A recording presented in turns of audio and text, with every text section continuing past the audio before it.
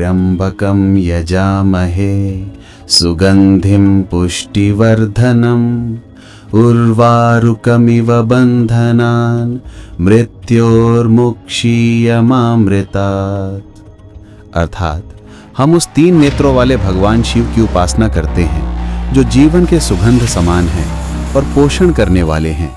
हे प्रभु, जैसे खीरा अपनी बेल से सहज ही अलग हो जाता है, वैसे ही हमें मृत्यु और बंधनों से मुक्त करें, परंतु अमरत्व से नहीं।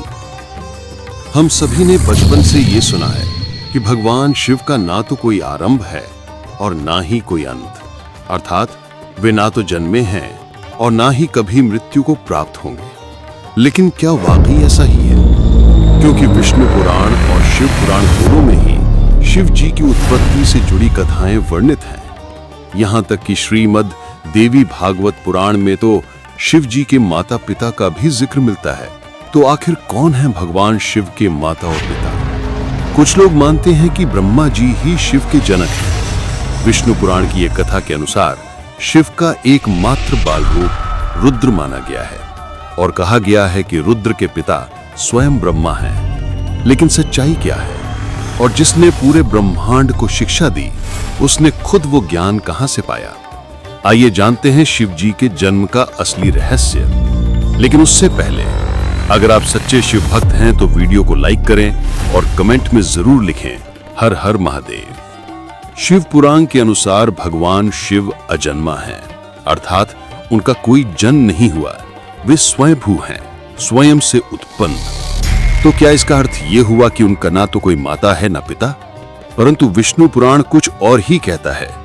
उसके अनुसार विष्णु जी की नाभि से उत्पन्न कमल से ब्रह्मा जी प्रकट हुए और उनके मस्तक के तेज से भगवान शिव का जन्म हुआ। इसी कारण शिव जी को प्रायः ध्यान मग्न मुद्रा में दर्शाया जाता है। लेकिन शिव पुराण में तो इसका उल्टा लिखा है।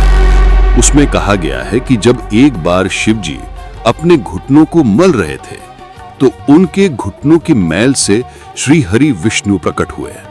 यानी दोनों पुराणों में अलग अलग कथाएं हैं। तो फिर सच्चाई क्या है? विष्णु पुराण की एक और कथा बताती है कि ब्रह्मा ही शिव के पिता हैं। चलिए अब उसी की ओर चलते हैं।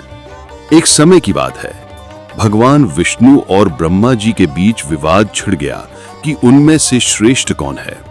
ब्रह्मा को सृष्टि निर्माता होने का अभिमान था, वहीं विष्णु को पालन करता होने का गर्व। तर्क वितर्क इतना बढ़ा कि तभी उनके बीच एक विशाल ज्योति स्तंभ प्रकट हुआ। उस ज्योति से आवाज आई कि जो इस प्रकाश स्तंभ का आदि या अंत खोज लेगा वही सर्वोच्च होगा। यह सुनकर ब्रह्मा जी ने हंस का रूप धारण किया और ऊपर की ओर उड़ चले, जबकि विष्णु जी वराह बनकर नीचे की दिशा में निकल पड़े। हजारों वर्षों तक खोजते रहने के बाद भी दोनों को उसका छोर नहीं मिला। थके हारे दोनों लौट आए। उसी क्षण उस प्रकाश स्तंभ से स्वयं भगवान शिव प्रकट हुए।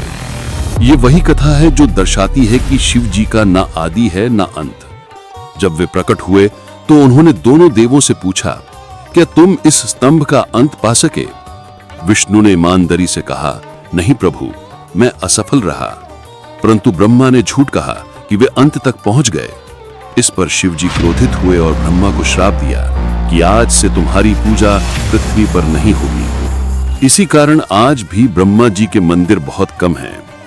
अब सवाल उठता है, क्यों कहा गया कि ब्रह्मा शिव के पिता हैं? इसका रहस्य भी विष्णु पुराण में छुपा है। जब ब्रह्मांड की सृष्टि नहीं हुई थी, सर्वत्र केवल जल ही जल था।